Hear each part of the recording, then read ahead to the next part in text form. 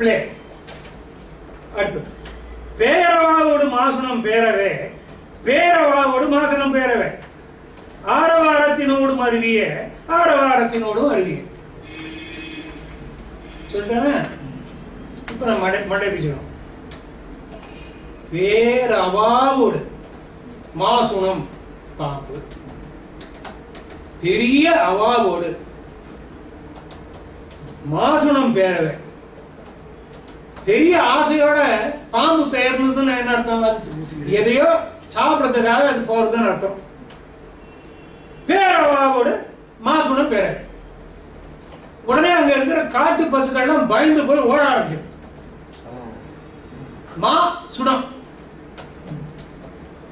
என்ன பேரவாவோடு மா சுடம் பேரவை. அதனால புழுதி கிளம்பியது. காட்டு பசுக்கள் புழுதி கிளம்பியது. ஆரத்தினோடும் ஓடும் ஓடும் அருவியே, ஆர நிறைந்த முத்துக்களோடு அருவி மருவி கலந்து, ஆரத்தினோடு கலந்து, ஆரத்தினோடு மருவிய ஆரவாரத்தின் ஓடும் அருவியே. அருவி மணிகள் நிறைந்ததாக, முத்துகள் நிறைந்ததாக, ஆரத்தோடும் மருவி ஆரவாரத்தின் ஓடும் அருவி. புகழும் வாளரிக்கு அந்நியர், புகழும் வாளரி கண்ணியர் பொற்புயம், புகழும் வாளரி கண்ணியர் புன்முலை, அகிலும் ஆரமும் கோங்குமே, அகிலும் ஆரமும் கோங்குமே. வார்த்தையை ஒண்ணு கூட மாத்தல, ஒரு வார்த்தை மாத்தல. புகழும் வாளரி கண்ணியர் பொற்புயம், புகழும் வாளரி கண்ணியர் புன்முலை, அகிலும் ஆரமும் கோங்குமே, அகிலும் ஆரமும் கோங்குமே. அவ்வளவுதான் சொல்லிட்டான். புகழும் வாழ் அரிக்கு சிறப்பித்து சொல்லப்படுகின்ற சிங்கத்துக்கு, வாழ் போல கொடிய சிங்கத்தை ஒத்த ஆடவர்களுக்கு அந்நியர், அணுக்கமானவர் யாரா இருக்க முடியும்? அவங்க மனைவியர். சிங்கத்தை நிகர்த்த வீரர்களுடைய மனைவியர் அவர்களுடைய பொற்புயத்தை தழுவிக் கொள்வதாக புகழும் வாளரி கண்ணியர் புன்முலை, அகிலும் ஆரமும் அங்கு ஓங்குமே. அவங்களுடைய மார்பிலே படித்திருக்கக்கூடிய அகில் சாந்தும் ஆரமும் அவர்களுடைய தோள் மீது படியும். இப்ப அடுத்த அகில் பாருங்க. இந்த அகில் அப்படின்னு பிரிச்சுக்கணும். இந்த அகில் மாலையை நிகர்த்த, புயத்தை நிகர்த்த. புயத்தை நிகர்த்தது எதுவா இருக்கும்? மலை. அந்த மலையை சுத்தி ஆரமும் மாரமும் கோங்குமே. அங்க வந்து ஓங்குமே சொன்னா, இங்க கோங்குமே சொன்னது. கோங்கு மரம். இது என்னன்னாக்க, இது அகிலும் அந்த மலையை சுத்தி அகிலும் சந்தனமும், மாரவம்னா குங்குமமும், கோங்கு மரமும் சுத்தி இருக்கு. அடுத்த பாரு. துன்னரம்பை நிரம்பிய தொல்வரை, துன்னரம்பிய ஊருவின் தோன்றுமா. கிண்ணரம்பையில் கீதங்கள் என்ன, அங்கு கிண்ணரம் பயில்கின்றன ஏழைமா. துண்ணு அரம்பை நிரம்பிய தொல்வரை. இந்த அரம்பைக்கு வாழைன்னு அர்த்தம். வாழை நெருங்கி வளர்ந்து இருக்கின்ற அந்த மலையில, தொல்வரையிலே துண்ணும் அரம்பையர், அங்கு நெருங்கி இருக்கக்கூடிய பெண்களின் ஊடுவில் தோன்றுமா. ஊருனா தொடைன்னு அர்த்தம். சம்ஸ்கிருதம். ஊருனா தொடைன்னு அர்த்தம். வாழை மரங்கள் தொடையை ஒத்து ஒத்துங்க. இது வந்து ரொம்ப ஃபேவரட் உதாரணம். பழைய இலக்கியங்கள் எல்லாத்துலயும் வாழையை ஒத்த துரியோதனன் வந்து பாஞ்சாலிக்கு தொடைய காட்டுறாங்க. அந்த சமயத்துல வியாசர் எழுதுறார், வாழை மரத்தை ஒத்த தன் தொடையை காட்டினான் அப்படின்ட்டு எழுதுறார். பெண்களுக்கு சொல்ற வழக்கம் வியாசர் இல்ல பண்ணிருக்காரு. அந்த இடத்துல இருக்கு. எனக்கு ரொம்ப ஆச்சரியமா இருக்கு. இவருக்கு துரியோதனன் போய் இதை சொல்றாரு அப்படின்னு. இருக்கு இந்த கும்பகோணம் பக்கத்துல இருக்கு. இதுலயே இருக்கு. முதல்ல இருக்கு. ஐ வாஸ் வெரி இது வந்து இந்த ஸ்ட்ரைக்கிங் இதுனா இந்த வித்தியாசத்தினால தான் எனக்கு ஞாபகம் இருக்கு. ஆச்சா, அதுக்கு அடுத்தது கிண்ணறம்பயில் கீதங்கள் எல்லாம், கிண்ணறர்கள் பயில்கின்ற கீதங்கள் எல்லாம் அந்த அப்படிப்பட்ட யக்ஷர் கிண்ணறர் எல்லாம் சொன்னாங்க. மிதுரா அது கிண்ணறம்ங்கிறது ஒரு பறவை அப்படின்ட்டு ஒரு குறிப்பு. போன வாரம் ஒரு குறிப்பு கிடைச்சது. கிண்ணறம் பறவையமா, பறவை சாதியம். அதுக்கு பறவை கால்கள் நீங்க சொல்லியிருந்தீங்க இல்லையா, அதுல கிண்ணறம் பயில் கீதங்கள் எல்லாம் கிண்ணறம் பயில்கின்றன ஏழைமா. அந்த பெண்கள் வாசிக்கின்ற யாழில கிண்ணறர்கள் வாசிக்கின்ற இசையை போன்ற இசையை ஒத்திருந்தது. அடுத்தது ஊரு மாகட. இது வந்து சரியான ஊர்த்தல். இந்த பாட்டுக்கு அர்த்தம் சொல்றதுக்குள்ள பிச்சு போயிடும். ஊரு மாகட மாவுர ஊங்கலாம் ஊரு மாகட மாமத ஓடுமே. யாரு சேர்வன மாவரை ஆடுமே, யாரு சேர்வன மாவரை ஆடுமே. ஒரு வார்த்தை மாத்திர, ஒரு எழுத்து மாத்திர பிரிக்கணும். மா கட பெரிய காட்டில், மா ஊர மரங்கள், ஊறுபடுமா ஊர் ஊர. இந்த அந்த ஊரு அப்படிங்கறத கொண்டு வந்து மாவுல அப்புறம் இருக்கக்கூடிய உறவோட சேர்த்துக்கணும். மாகட மா ஊரு ஊர. பெருங்காட்டிலே இருக்கக்கூடிய மரங்கள் ஊறுபடும்படியாக, அதற்கு ஊறு விளைவிக்கும்படியாக ஊங்கலாம். அந்த இடத்துல எல்லாம் ஊரு மாகட மாமத ஓருமை. யானையிலிருந்து ஊறுகின்ற மாமதம் பெருகி ஓடுகிறது. அப்படியே ஆறு மாதிரி ஓடுறது. எப்படி ஓடுறது அப்படின்னு சொன்னா, அந்த மரங்களுக்கு ஊர் ஏற்படும்படி ஓடுகிறது. வேற பறிச்சுட்டு போறது. இதுல முதல் வரிக்கு வந்து இதுல வேற மாதிரி அர்த்தம். மாகடம் மா ஊரு ஊர. அதான் இந்த யமகத்தை வந்து எப்படி பிரிக்கலாம். இதுல பெரிய காட்டு பசுக்களும் செல்ல இயலாது துன்புறும்படி அப்படி ஒரு அர்த்தம் சொல்லலாம். இப்ப வந்து பெரிய பசுன்ட்டு அவன் இல்ல. அதான் யமகத்தை வந்து எப்படி பிரிக்க முடியும்? நான் சொல்றேன், திருவேங்கடத்தந்தாதிக்கே நான் வந்து உரை எழுதினேன். ஒரு 35-40 பாட்டுக்கு உரை எழுதினேன். சொல்லப்போனா அதை டஃப்னு சொல்லுவாங்க. அது உரை எழுதினேன். இதுக்கு உரை எழுதுறதுக்கு முடியல. I hate to get it by heart to be very honest. இது என்னன்னாக்க கம்பன் வேர்டன் பந்தயம் கட்டி பண்ணியிருக்கான்னு தோன்றது. எளிமையிலும் எளிமையாக எழுதக்கூடிய கம்பன் இந்த மாதிரி பண்ணியிருக்கான்னா அவனுக்கு கிடைச்சிருக்கிற ஸ்கோப்பை பயன்படுத்தி நான் இதுவும் செய்வேன், இதுவும் என்னால் செய்ய முடியும் அப்படின்னு காமிச்சிருக்கான்னு தோணும். இன்னொன்று இதை வந்து கதையில முக்கியமான இடத்துல எல்லாம் போட்டா அது இரிட்டேட்டிங்கா இருக்கும். அதனால இந்த மாதிரி இடங்களை வந்து இல்ல அது என்ன பண்றேன்னு சொன்னா, இல்ல இதை விட எளிய யமகங்கள் உண்டு. இரும்பசிக்கு உணவனா இரும்பசிக்கு ஈரனா கும்பகர்ணன் சொல்லுவான். விபீஷ்ணன் வரும்போது கும்பகர்ணன் வர்ணனைக்கு இரும்பசிக்கு உணவனா இரும்பசிக்கு ஈரனா. இரும்பு பசிக்கு உணவு ஏன்னா இரும்பு அசிக்கும் எயிரனா. இரும்பையே கடிச்சு திங்க முடியும். அப்படிலாம் பின்னால யமகம் போடுவான். அதெல்லாம் ரொம்ப எளிமையா இருக்குது. இந்த மாதிரி பிச்சுக்க வைக்கிறதெல்லாம் இந்த இடமா கொண்டு போடுவாங்க. இது யாரு சேர்வன அப்படி அந்த அளவுக்கு மாமதம் பெருகி கொண்டிருக்கு. அந்த இந்த மாவரைக்கு இருக்க அதை வந்து ஆவரைன்னு பிரிக்கணும். யாரு சேர்வன ஆவரை ஆடுமே. அந்த மாமதத்தினுடைய ஆறு பெருகி ஓடுகின்றது காரணத்தினால ஆவரை ஆச்சா மரங்கள் ஆடுமே. வேறு லூஸ் ஆகி ஆட தொடங்கும். யாரு சேர்வன மாவரை ஆடு. மலையாடுகள் நீர் அருந்துவதற்காக ஆறு ஆட்டை நோக்கி போகுது. அதாவது பிட்டாதான் இருக்கு காட்சி.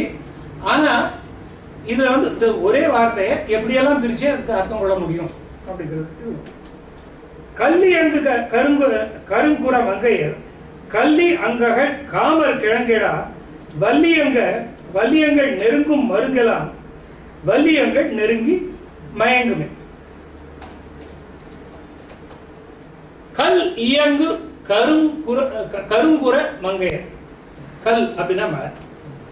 மலையில இயங்கக்கூடிய கருத்த நிறத்தை உடைய புறமங்கையர்கள் கல்லி அங்கு அகழ் காமர் கிழங்கு. காமர் அப்படின்னு சொன்னா அழகான அர்த்தம். கல்லினா தோண்டி. காமர் வேற காமரு வேற. காமர் மணிகள் சிற்சில சேர்த்தே அப்படின்ட்டு காமர்னா அழகான மணி.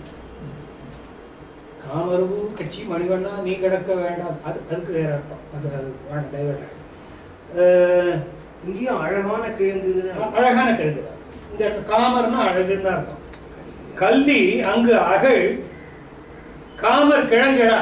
அப்படி அவங்க வந்து அகழ்ந்து கிழங்கு தோண்டி இருக்கிறார்கள். அழகான கிழங்குகளை தோண்டி எடுத்துக் கொள்கிறார்கள். வல்லியங்கள் நெருங்கும் மருங்கலாம். வல்லியம்னா புலின்னு அர்த்தம். வல்லியங்கள் நெருங்கும் மருங்கலாம். புலிகள் நெருங்குகின்ற பக்கங்களில் எல்லாம் வள்ளி அங்க நெருங்கி மயங்குமே. பறைகள் ஒலிக்கும். எங்கெல்லாம் புலிகள் வருகின்றனவோ அங்கெல்லாம் பறைகள் ஒலிக்கும். புலி ஓடும். நாலாவதுக்கு வேற ஒரு அர்த்தம். வல் இயங்கள் வலிய பறவை பறைகள். வல் இயங்கள் நெருங்கி மயங்குமே. பறைகள் பற்பல பறைகள் ஒன்றாக அழிக்கப்பட்டு வாசிக்கப்பட்டு புலி துறக்கப்படும். கோழி பங்கைய மூழ்க குளிர்கயம் கோழி பங்கைய மூழ்க குலைந்தவன். ஆழி பொங்கும் அரம்பையர் ஓதியை ஆழி பொங்கும் அரம்பையர் ஓதி. இந்த வலிமையை உடைய கோள் இபம் கயம் மூழ்க. கோள் இபம் கயம் மூழ்க. இபம்னாக்க யானை அர்த்தம். அது என்ன மதத்தடை இபமாகி அப்படின்னு கைத்தலை இபமாகி இபம்னா யானைன்னு அர்த்தம். கோள் இபம் கயம் மூழ்க.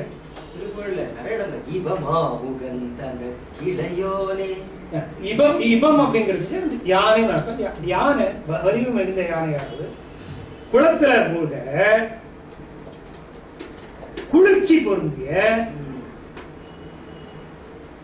ஆலமரம். கோழி ஆலமரமும் தாமரையும் மூழ்கி ஒன்றோடு ஒன்று குழம்பி குலைந்தது. யானைகள் குட்டைகளில் பெரிய குளத்துல மூழ்கிறதுனால அங்க இருக்கக்கூடிய ஆலமரமும் தாமரையும் ஒன்னா சேர்ந்து மூழ்கிது. ஆழி பொங்கும் அரம்பையர் பயிர் ஓதி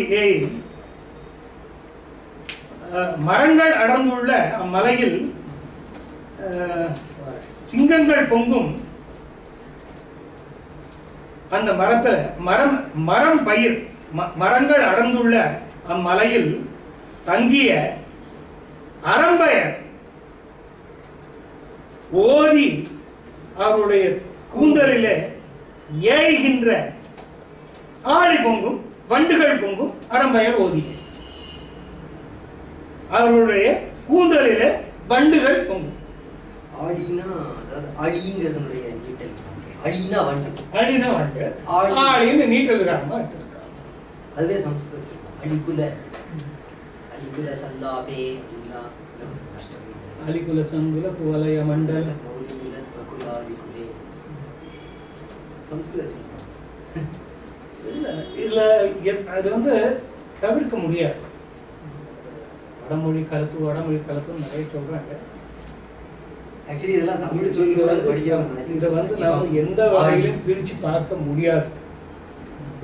பிரிச்சு பார்க்க முடியாது. இது வந்து கம்பன் வந்து இதை ரொம்ப அழகா ஆண்டிருக்கான். சில இடத்துல அந்த விதிகளையும் தளர்த்தி இருக்கான். அந்த ரிசிகன் வர இடத்துல நான் காமிச்சேன். இரிசிகன் எழுதலை. ஆனா பல இடங்களில் இருசிகனும் எழுதியிருக்கான். ரிசிகன் அப்படிங்கிற பேரை பண்றது. அதனால அவன் இதை பத்தியெல்லாம் அவனுக்கு கவலைப்படுத்தல. அடுத்தது ஆக மாலை ஆகமாலயமாக உளாள் பொலி ஆக மாலை உளார் என ஆகுமால் மேக மாலை மிடைந்தன மேலலாம் மேக மாலை கிடந்தது கீழே. ஆகம் ஆலயமாக உளாள் பொலி திருமாலுடைய மார்பகத்தை மார்பை தன்னுடைய ஆலயமாக இருப்பிடமாக கொண்டு பொலிகின்றவள்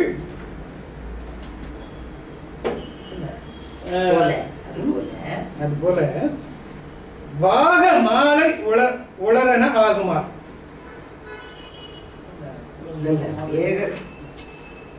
அது மேகங்களின் மேக மாலை அப்புறமா இல்ல அதான் அதுக்கு உவமை இன்னொன்னு சொல்றேன்.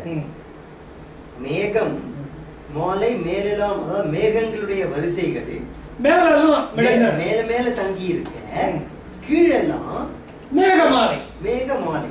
ஆமா ஏகப்பட்ட மாலை இல்ல மேக நான் தங்கி இருக்கேன். ரெண்டாவது இதுக்கு சொல்றேன். கீழெல்லாம் ஏகமாலை இல்ல ஏக இல்ல மேகன் அப்படின்னு இது வந்து ஏகன்னு பிரிச்சிருக்கேன். ஏகன்னு பிரிச்சிருக்கேன். ஏகப்பட்ட மாலைகள் கீழே கடந்தது. இல்ல இங்க ஏகன் பிரிக்கவே இல்லையா? மேகதான் பிரிச்சிருக்காரு. இல்ல அவர் அப்படி பிரிச்சிருக்காரு. ஆனா இவர் அப்படி எடுத்துக்கல. பாருங்க மேகம் மாலை அப்படின்னு இங்க மேக அப்படின்றத தங்கி இருக்க அப்படின்னு பிரிக்கிறார். இதுல யமகத்துல இதை எப்படி பிரிக்கிறதுக்கு வாய்ப்பு இல்லை. ஏக மாலை ஏக மாலை ஓ மேலெல்லாம் ஏக இல்ல இவனு வினைச்சொல்லாதான் பிரிச்சிருக்கான். மேக மாலை மிடைந்தன அதாவது மேல இருக்கிற மேகங்கள்லாம் கூடின மேலெல்லாம் ஏக மேலே போக ஏகுதெல்லாம் போகுது இல்லையா? மாலை கிடந்தது கீழெல்லாம் ஏக மாலை கிடந்தது. ஏக மேகங்கள் மேல போயிடுது, மாலைகள் கீழே கிடக்கு. அது எப்படி இருக்குன்னா திருமாலுடைய மார்புல திருமகள் இருக்கிற மாதிரி இருக்கு. அப்ப மலையை பார்த்தா திருமால் மாதிரி இருக்கு. அதாவது திருமால் மேகவண்ணன் இல்லையா? அவருடைய மேகவண்ணனாகிய திருமாலுடைய மார்புல மலர்ல திருமகள் இருக்கா. இதுல வந்து எங்க பார்த்தாலும் மேகங்களா இருக்கு. அதுல அவங்க போட்ட மாலைகள் இருக்கு. அது திருமாலுடைய மார்புல லட்சுமி இருக்கிற மாதிரி. அதான் அர்த்தம் இல்லையா? கடினமான பகுதியை தாண்டிட்டோம். இனிமே கொஞ்சம் வேகமா பார்ப்போம். இப்ப நீங்க படிக்கணும். அத இனிமே வரதெல்லாம் கொஞ்சம் கிடுகிடுன்னு பார்த்து போயிடுவோம். இதெல்லாம் வெறும் காட்சிகள் தான். இது கதைக்கும் அதுக்கும் சம்பந்தம் இல்லை. காட்சிகளை மட்டும் பார்த்து பொங்குதேன் நுகர்ப்பு மிஞ்சிரு மிஞ்சிரு ஆமென எங்கும் மாதரும் மைந்தரும் ஈண்டி அத்துங்கமால் வரை சூழல்கள் யாவையும் தங்கி நீங்கத தாம் இனிது ஆடுவார். இரக்கம் என்பது எண்ணித எண்ணுந்தால் பிறக்கும் என்பது ஓர் பிழை இது ஆகுதால் துறக்கம் எய்திய தூயவரே என மறக்கிற்றதர் அன்னதன் மாண்புயதாம். வஞ்சியார் மலை வாரணம் ஒத்தது வானின் ஓடும் வெஞ்சாயை உடை கதிர் அங்கு அதன் மீது பாயும் பஞ்சானனம் ஒத்தது மற்ற அது பாய ஏறு ஊரும் ஏறு செஞ்சோரி என பொதிவுற்றது செக்கர்வானம். இனியா சினை மாமரம் யாவையும் செக்கர் பாய தனியாத நருந்ததில் தந்தன போன்று தாழ அணியார் ஒலி வந்து நிரம்பது அங்கம் எங்கும் மணியால் இயன்ற மலை ஒத்தது அம்மை இல்குன்றம். அம்மையில் குன்றம். அம்மையில் குன்றம். கண்ணுக்கு இனிதாகி விளங்கிய காட்சியாலும் எண்ணற்கு அரிதாகி இலங்கு சிறங்காலும் வண்ணக்கொள் சந்தன சேதகம் மார்பணிந்த அண்ணு கரியோன் தனை ஒத்தது ஆசு இல் குன்றம். பொங்கு தேன் நுகர் பூ நிமிராங்க. பொங்குன்னா இந்த இடத்துல பொங்கல்ல, அதாவது எங்கும் நிறைந்திருக்க பொருந்தி இருக்கிற தேனை உண்கின்ற பூவில் தேன் நுகர் பூ நிமிருன்னா வண்டு மிங்கிரு ரெண்டும் ஒண்ணுதான். மிங்கிரு நிமிரு அது ஒலி குறிப்புனால அந்த பேர் வந்துருக்கணும். நிமிரு வண்டுகள் போல எல்லா பக்கங்களையும், அதாவது பூவை மொய்க்கின்ற பூவில் தேனுண்ணும் வண்டுகள் போல எல்லா பக்கங்களையும் எங்கும் மாதரும் மைந்தரும் ஈண்டி நெருங்கி, எல்லா பக்கத்திலையும் ஆண்களும் பெண்களும் நெருங்கி துங்க மால்வரை சூழல்கள் யாவையும் தங்கி, துங்கனா ஓங்கி, அந்த ஓங்கிய மலையினுடைய சூழல்கள் அதனுடைய மலைப்புறங்கள் சாலைகள் எல்லாம் வந்து வசித்தும் நீங்கள, அதாவது நீங்க மனமில்லாதவராகி தாம் இனிது ஆடுவார், இனிமையாக விளையாடு. இந்த 2-3 பாட்டுக்கு என்ன சுருக்கம்னு சொன்னா, மலையில ஏறினவங்களுக்கு இறங்க மனசு வரல, அவ்வளவுதான். நீங்களே சொல்லுங்க.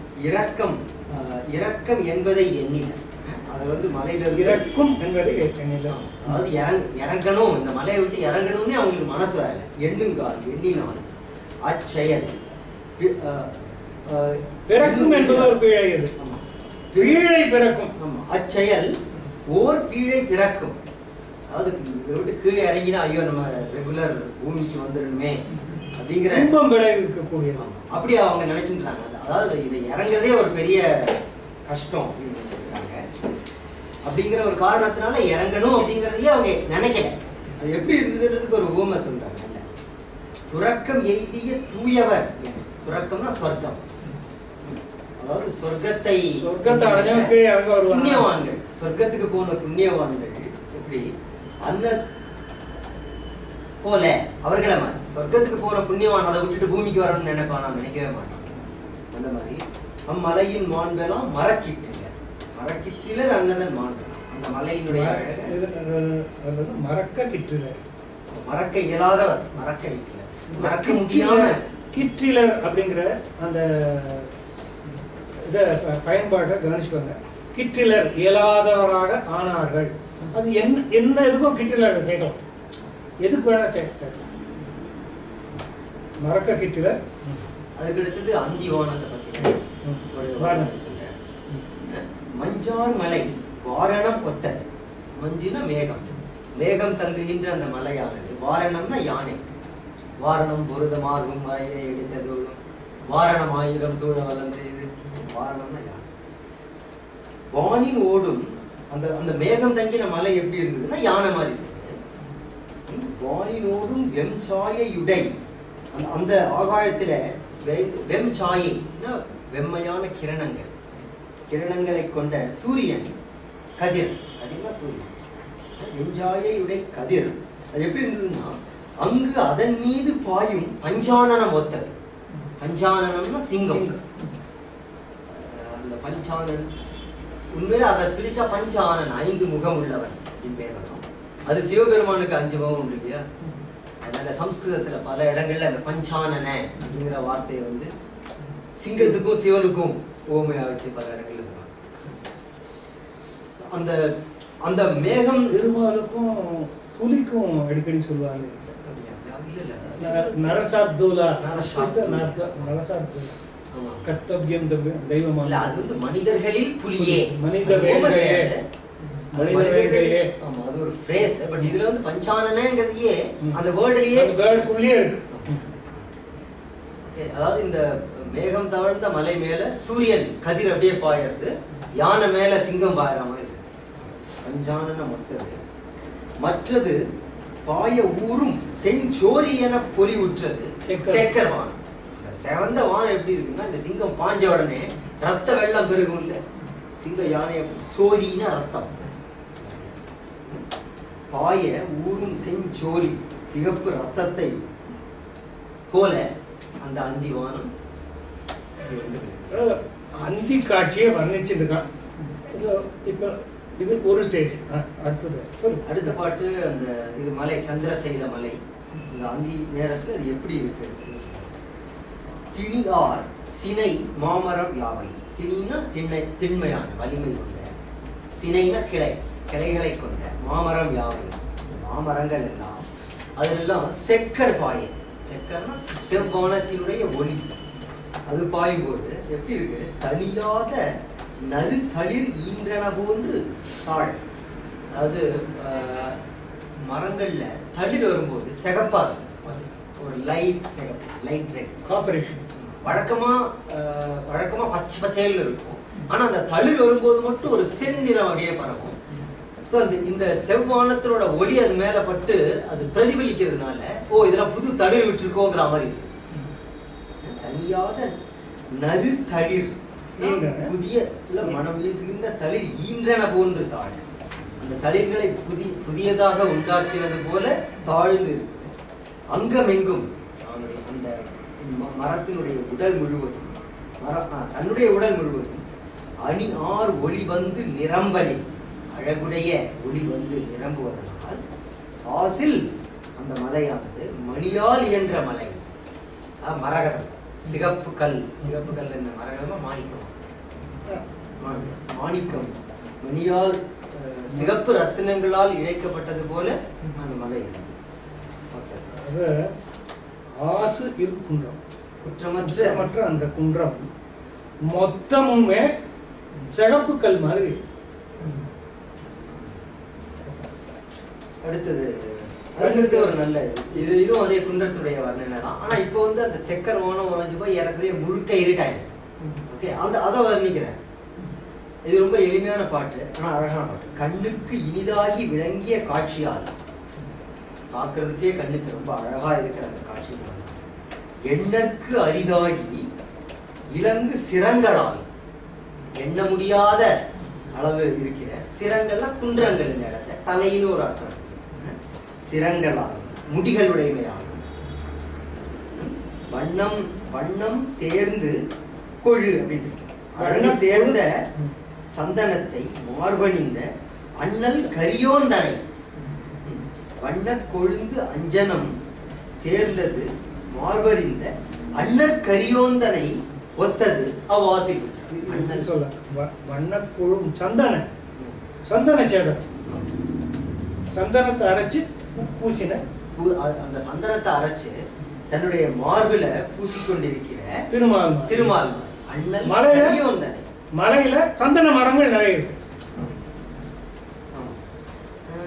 அதுக்கு அப்படி வருமா? இல்ல அதாவது இதுவும் ஒத்திருக்கிற காரணத்தினால, இதுவும் ஒத்திருக்கிற காரணத்தினால இது திருமால்.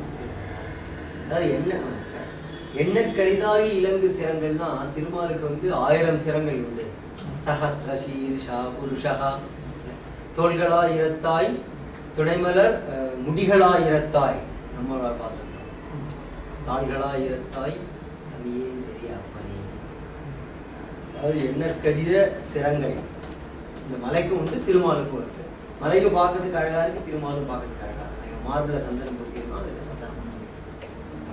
அண்ணன் கரியோந்தனை ஒத்தது ஆசை. படிக்கிறீங்களா? படிக்கிறேன் வேணும். பாட்டு படிக்கிறேன். நீங்க ரவுண்ட்லயே வரலாம். இப்படி வருதா? சரி, அப்ப நான் படிக்கிறேன். நான் பாட்டு படிக்கிறேன், நீங்க அர்த்தம் சொல்லுங்க. ஊனும் உயிரும் அணையார் ஒருவர்க்கு ஒருவர், தேனும் மிங்கிரும் சிறு தும்பியும் பம்பி ஆர்ப்ப, ஆனை இனமும் பிடியும் இகல் ஆழி ஏறும் மானும் கலையும் என